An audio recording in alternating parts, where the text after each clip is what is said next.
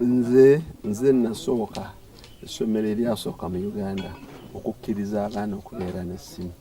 How do you manage? Era omuzadde bw'ogaana okuwa omwana w'essimu n'enkunnyonnyola n'okiremerako bwe kibeera ku admission sigikuwa. Yes, nga gwogambye nti enzikiriza kuba nkimanyi nti omwana we ojja kuba omudisadvantaginga. Kati gwe olina abaana bano abato tebalina waka computer games. Kati obuzibu buli omwana ku myaka 16 okufuna smartphone.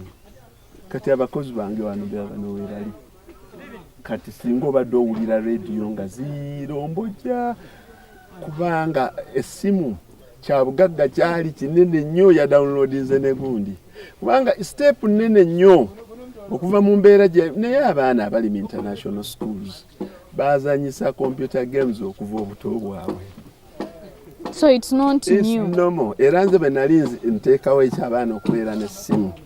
Yes, nabagamba it's the way to go.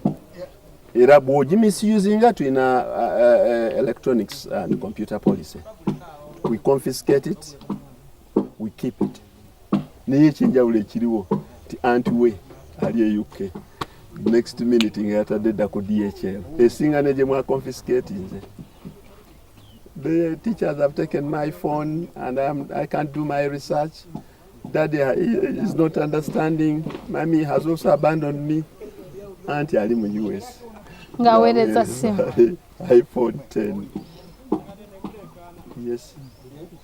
Can't you just let them use the way they want? No, as long as baina. Yes, truly na electronic era nagisharingako ne ministry. I'm presenting the paper emirundi eri government ne ministry of education. Era bw'otunulira our electronics and computer policy nungi nnyo. Abaana balina bye baleka amasimu gaabwe gonna ateekako koodi ye. Between class time temukkirizibwa kuba na ssimu mu class ne lunch time. Tulina wifi, buli omu afuna wifi free ku biseera bye eby'eddembe.